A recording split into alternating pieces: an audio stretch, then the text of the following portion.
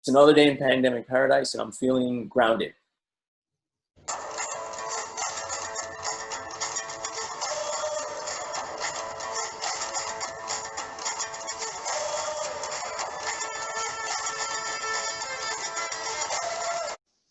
That's Chad Tingle, director, producer, owner of Crowd Street Films, and my freshman year college roommate.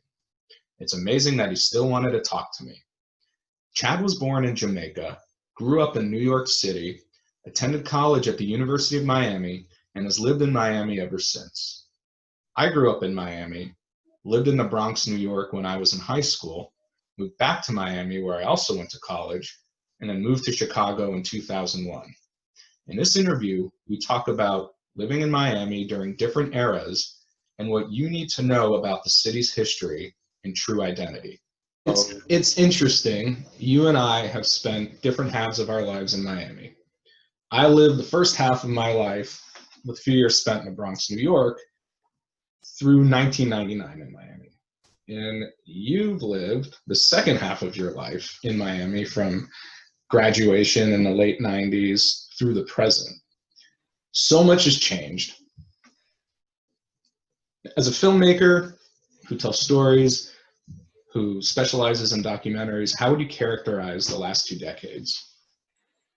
If I was looking at it specifically through the lens of just Miami, the city has changed so much. I think that when I moved here, Miami was sort of like this place that was in transition. It's I think that it's a really heterogeneous culture. If I could use that word, I guess. There's a lot of influx of people from different parts of the world. And obviously whenever there's a political situation in South America or Latin America in general, Miami sort of in some way inherits some of that, whatever people are bringing, whether it's an economic issue, political issue, we automatically, we get that first wave of what's happening. I mean, for example, take Venezuela in the last 2 to 3 years. We saw that happening in 2012 and 13 before it even really exploded in 2017. So we always sort of kind of feel the tremors of what's going on in Latin America first before anybody else does in the US or maybe even the world for that matter. So it's changed dramatically. I think the one thing that's different now is obviously development in the early 2000s was absolutely massive here. And it really changed the look of the city geographically. It changed the look of the city in terms of the population and the people. But I think, and a lot of it was good, but what I think in terms of the downside of it is it changed the city economically. When I graduated from college, Miami was a relatively inexpensive place to live. Yeah, and by the way, when we graduated, we were in an economic surplus. Correct. And that was sort of the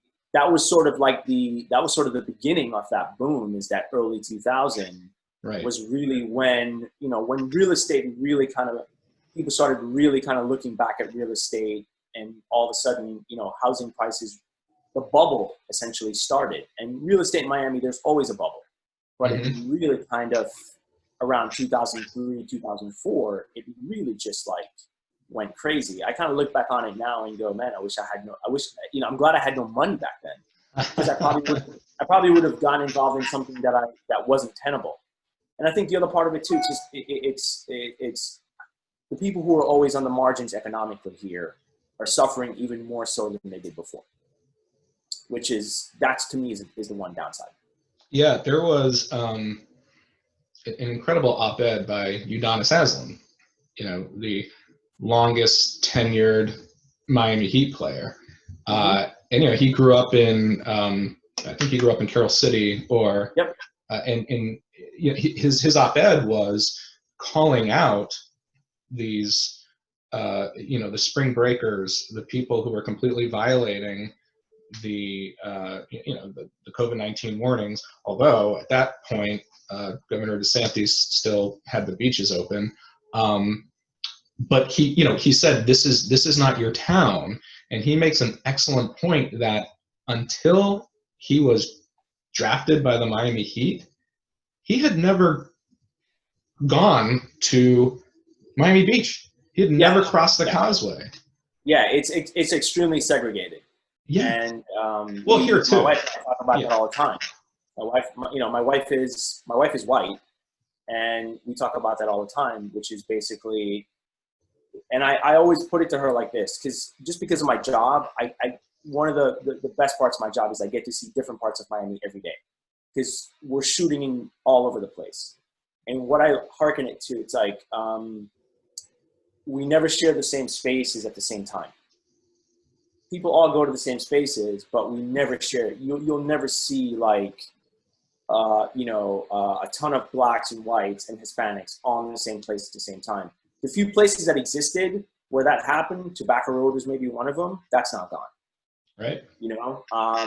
So it's always kind of a very weird dynamic when I move around town. If we go out socially somewhere, it's the culture's here, but people just don't interact. And I think that has something to do with the history of it being a southern city and also at one point being a segregated city, and that's sort of changing now because of economics. So you have, I think the millennial generation, people who are in their mid-20s, probably early 30s, are now kind of being forced to move west, which when I moved here 20 years ago, to say that you were going to go to Wynwood or you were going to live in the West Grove was like unthinkable. But that's the reality of what's happening. Or downtown Miami. Exactly. Miami has a downtown now. Yeah, it does, and it's great. I mean, I think it's that Biscayne corridor certainly has taken off, and with the Heat Arena moving there, and now there's like 3 new museums there. There's the Perez Art Museum. There's the Science Museum, which I take my kids to all. We have the yearly pass. There's a lot of culture on the Biscayne corridor. You've got the Adrian Arst Center now. Exactly. So that's all been really good for the community in terms of the changes you're talking about. That stuff has been really amazing, and I think that there's slowly but surely there's access for people. One of the things I always loved about New York was like the arts were accessible. I think for a long time when I lived in Miami, it wasn't. And I think now it's starting to, it's not just whether you have money or not, or whether you can afford things.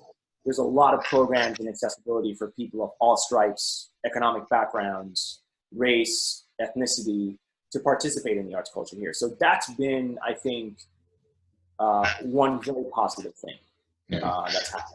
So I've lived outside of Florida, New York in high school, Indiana, Chicago. I mean, I've been in the Midwest almost as long as I spent in Miami. I've been Boulder longer than I haven't now, and I've almost lived outside of Miami longer than I haven't. But I've always resented how people who've never lived in Miami or have never visited, for that matter, misunderstand and distort a culture they know nothing about.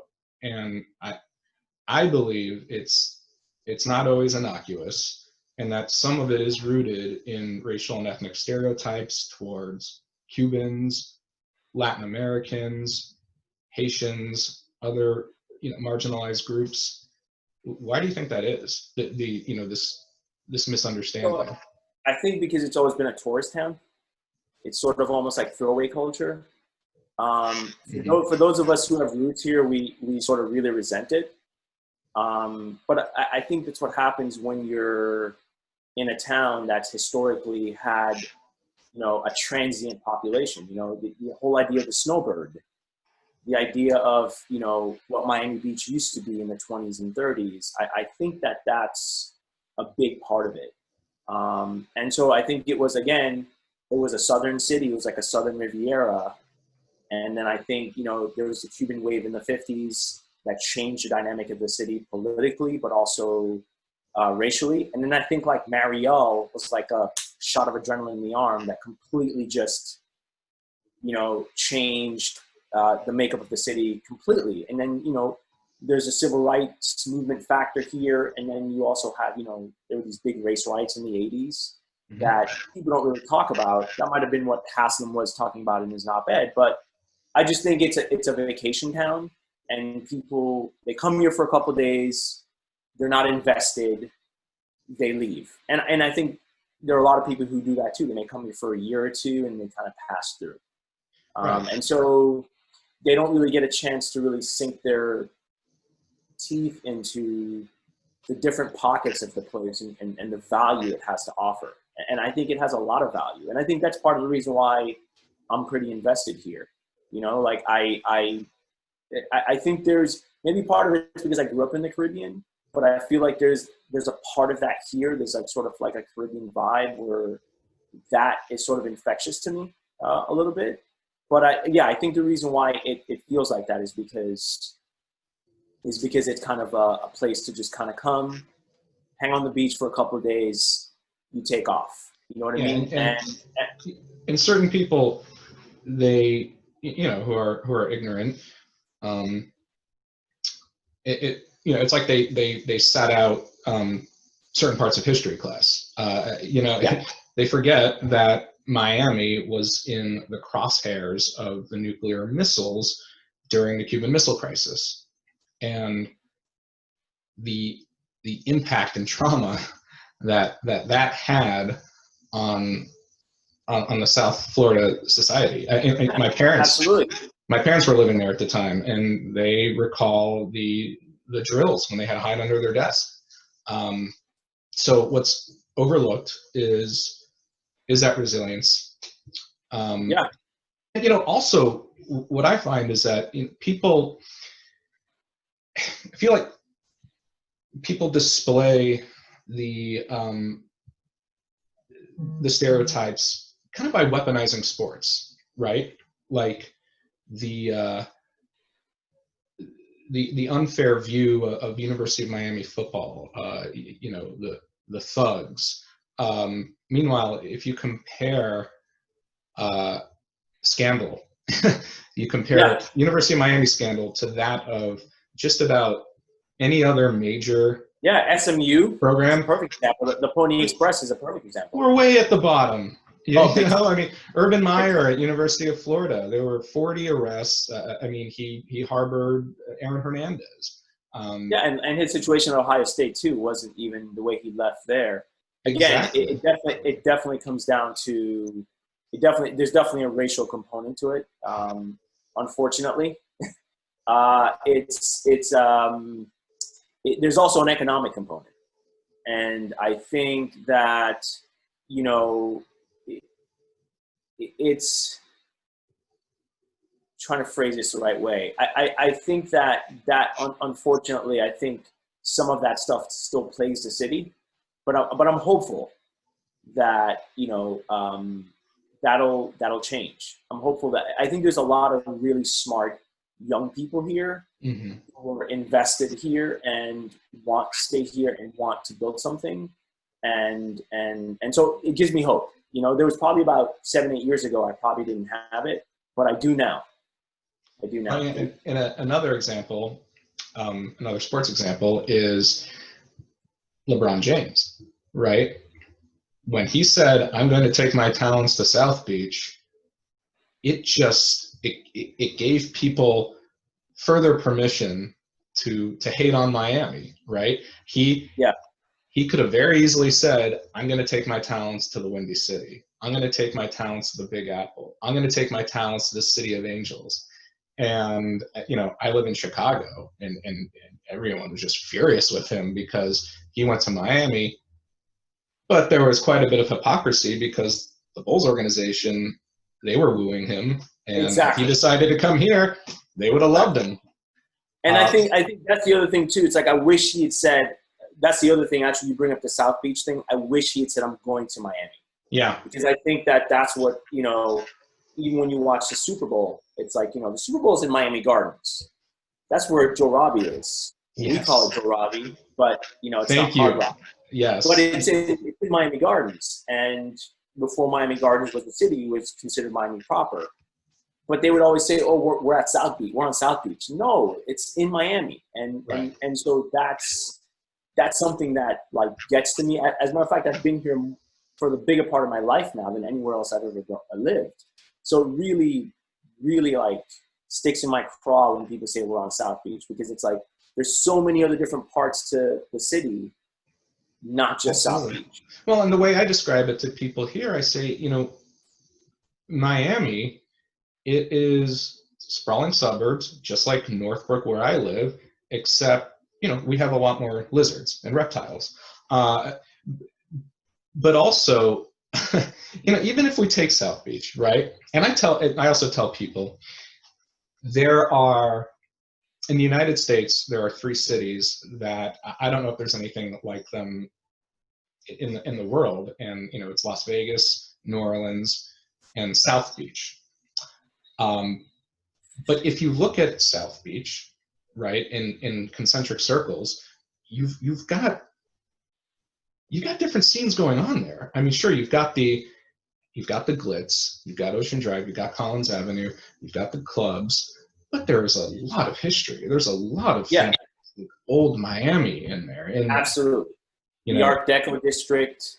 the Deco district. If you go west, you have sort of like what's residential, and then if you go north, then you get into like the old Miami Beach. You're right. No, Right. there's an amazing history there, and I think that's the thing that gets overlooked. Like the book I'm reading right now is I'm reading Fear and Loathing on the Campaign Trail by Hunter S. Thompson. Yep.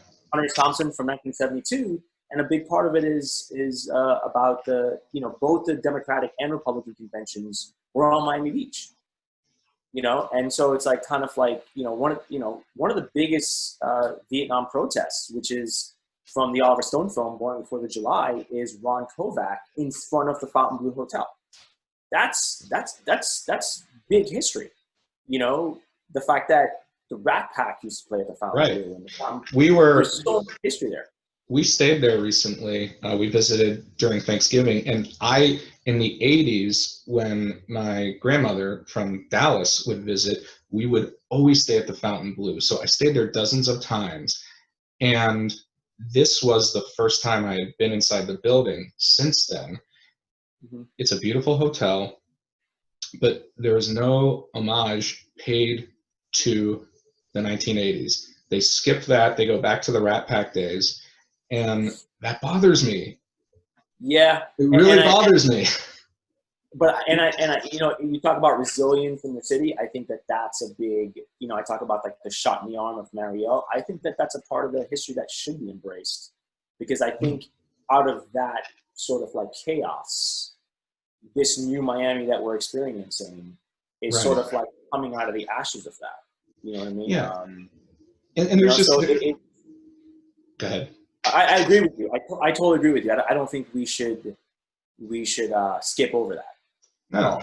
And many people, and I don't even know if many Miamians know this, but certainly people living outside of Miami, they don't know that during World War II, University of Miami was, and I'm reading this, one of 131 colleges and universities nationally that took part in the V-12 Navy College training program, and that offered students a path to a Navy commission. So, I mean, you talk about history. Yeah. It doesn't get more historical than World War II. Those were barracks in World War II. Right. The campus apartments that we all lived in, those were all Navy barracks in World War II. So yeah, no, there's the Biltmore and that history, and the fact that it was a field hospital in World War II, and kind of how that place is now sort of in the lexicon here.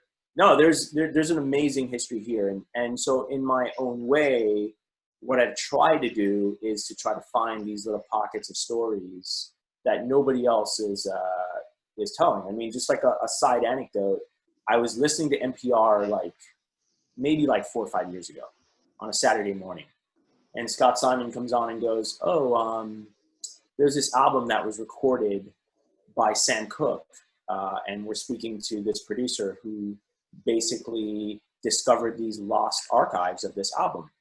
And so he recorded a live album here in 1963 at this club in Overtown, and the album got shelved. And it wasn't, it didn't really come out of hiding till like late 80s. And it's it's considered by Rolling Stone as one of the greatest live albums of all time. I mean, it's like, I was like, seriously? Like, this happened? He was just playing in Miami and just decided to record this album.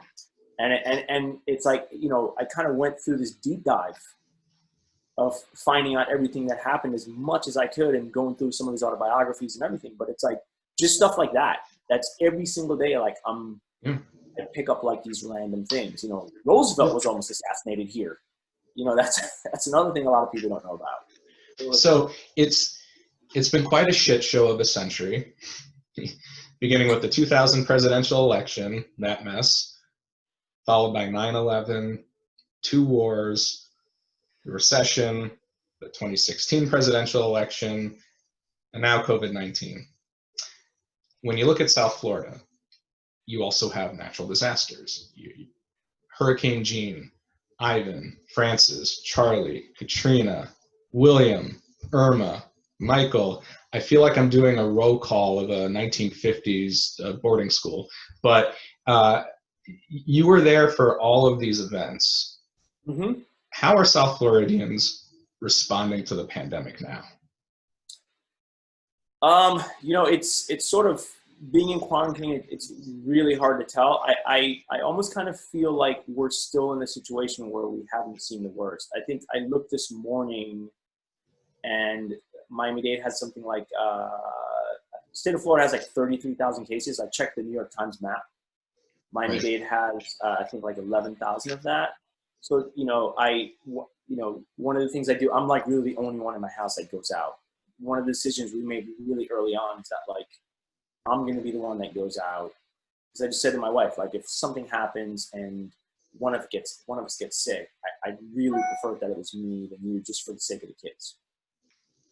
We really kind of had that discussion up front. So, she went out today to do something for a student, but I'm usually the one that goes grocery shopping and, goes out and does stuff. And so it's like, I kind of feel like we're still sort of taking it a little bit for granted to a certain extent. I mean, people are wearing their masks and, but I think that it's because our healthcare system hasn't really been overrun, or we haven't been like New York or Seattle. I feel like people aren't necessarily taking it as seriously as we probably should be. Now, a lot of that's because of economics. People just, they're like, I need to work. Yeah. And so that's a big part of it. And you can see why, based on the people that are out the most. It's mostly like people with blue collar, plumbers, electricians, construction, like they can't stop working. There's no safety net for them to take time off, and if you look at the stats that say a lot of us can't afford a $400 emergency, in this city, it's very apparent. People have to work. So I totally get it. And so I'm hoping that at some point, we're going to be okay. People seem to be fine. The mood here still seems to be really good.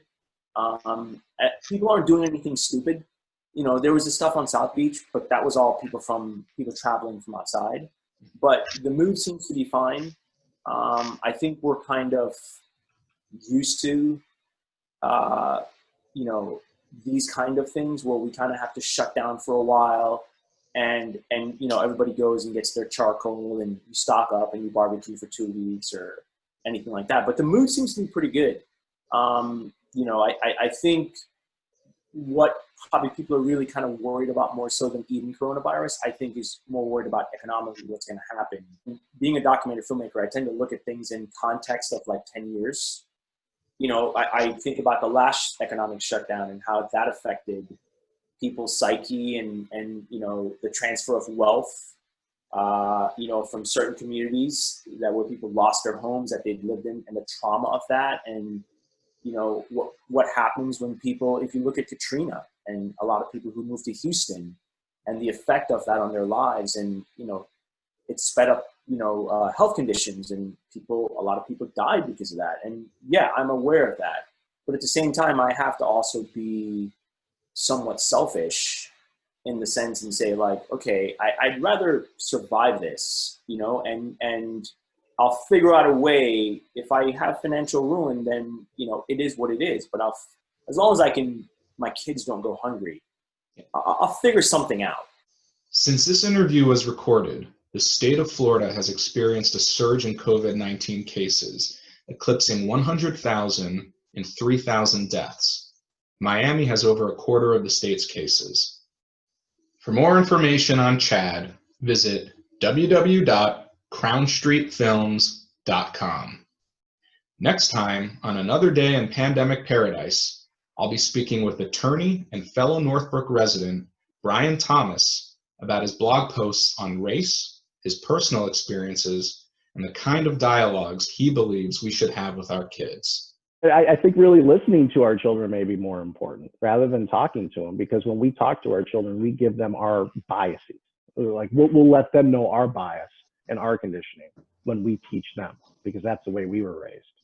Whereas if we listen to our children a little bit more, we'll see the world without the color of our own bias. In the meantime, be smart, be safe, and be well.